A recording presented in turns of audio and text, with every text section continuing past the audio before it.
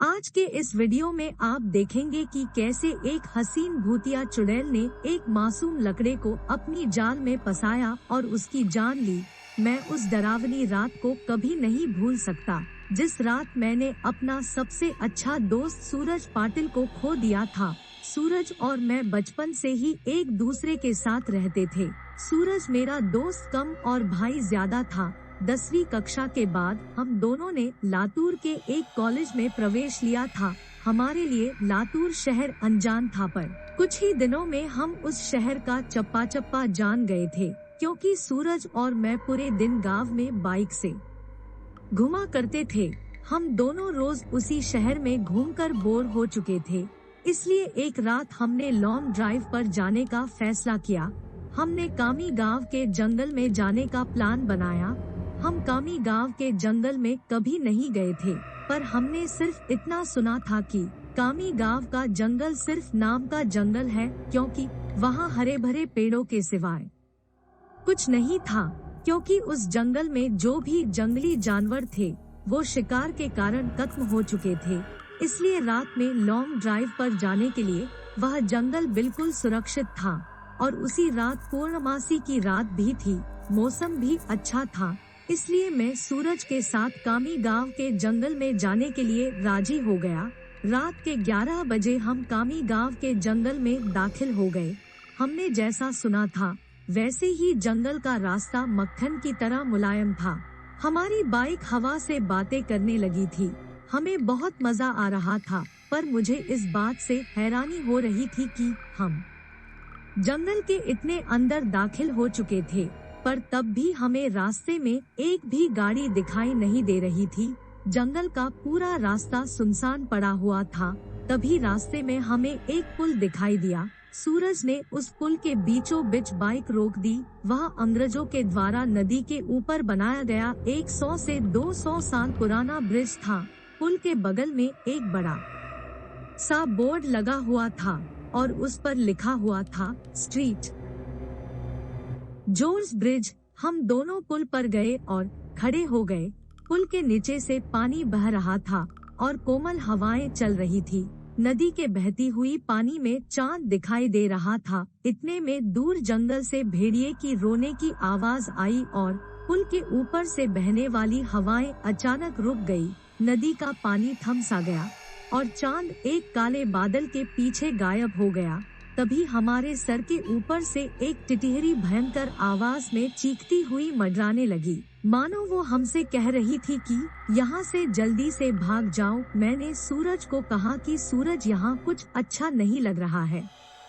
टिटहरी का चीखना मतलब हमारे चारों तरफ खतरा मंडरा रहा है, हमें जल्दी यहाँ से निकल जाना चाहिए। सूरज बोला, अरे भाई, कुछ अशुभ नहीं होता, बस ये अंधविश्वास है।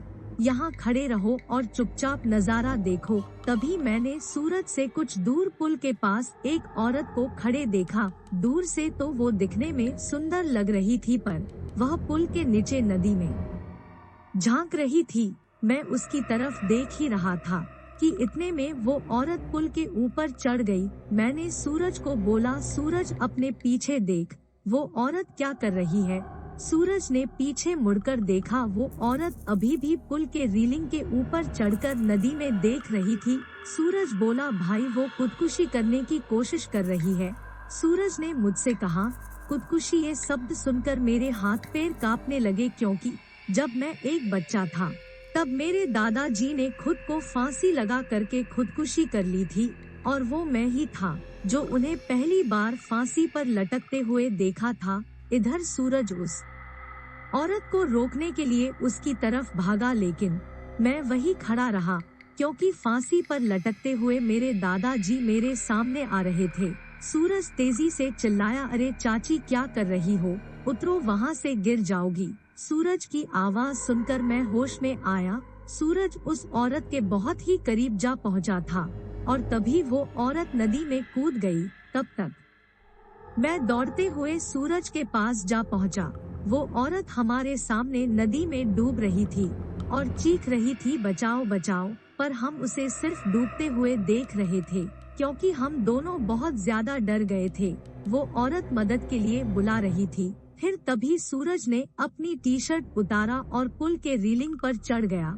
मैंने उसका हाथ पकड़कर उसे रोकने की बहुत कोशिश की, लेकिन वह नहीं माना। उसने मेरे हाथ से अपना हाथ छुड़ाकर उस लड़की को बचाने के लिए नदी में कूद गया। सूरज नदी में कूदते ही उसने अपने आसपास देखा तो उसे वह औरत कहीं भी दिखाई नहीं दे रही थी। उसने सोचा कि वह डूब चुकी होगी।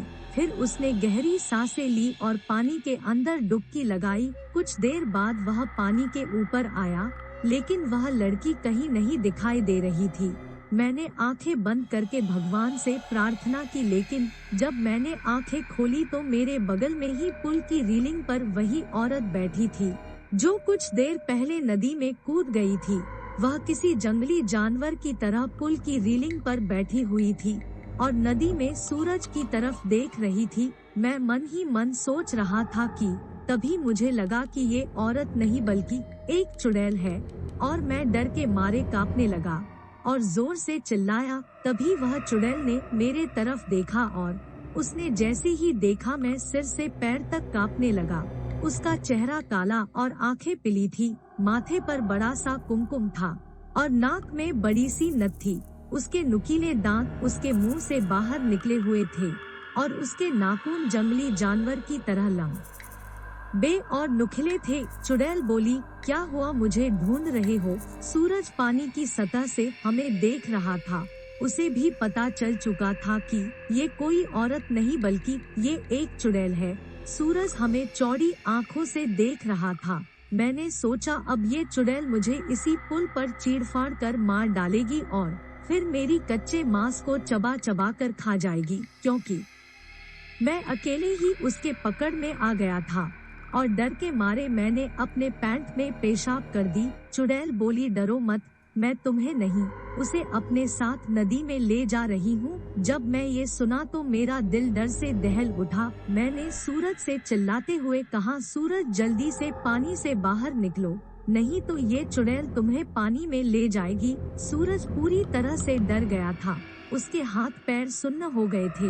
उसे एहसास हो गया था कि वह नदी में से बाहर नहीं निकल पाएगा क्योंकि वह नदी के बीचों बीच था। चुड़ैल मेरे तरफ देखकर मुस्कुराई और फिर नदी में छलांग लगा दी। सूरज आखिरी बार चिल्लाया और चुड़ैल उसे पानी में अपने साथ ले गई। कुछ देर तक पानी में से बुलबुले निकलते रहे, पर कुछ देर बाद वो भी बंद हो गए। मैं आंखें फाड़-फाड़ कर नदी में देख रहा था और सूरज को पुकारता रहा और इतने में नदी के पानी में खून दिखाई दिया। मेरी आंखों में आंसू आ गए और मैं समझ गया कि उस चुड़ैल ने सूरज को मार दिया है।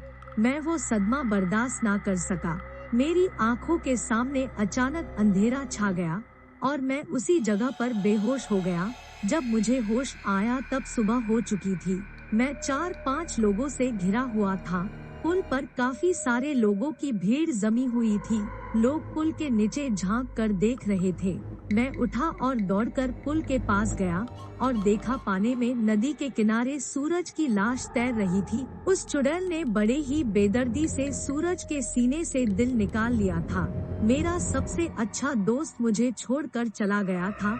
उस दिन मुझे कामी गांव के लोगों से पता चला कि उस नदी में 100 साल पहले से किसी चुड़ैल का वास था। असल में हुआ ये था कि अंग्रेजों के जमाने में एक अंग्रेज अफसर ने सुंदरा नाम के एक औरत का रेप किया था।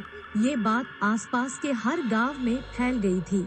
इसी कारण सुंदरा से गांव की कोई भी औरत बात नहीं करती थी, क्योंकि सब लोग कहते थे कि उसकी पवित्रता नष्ट। जोर्ज ब्रिज से नदी में कूदकर खुदकुशी कर ली थी।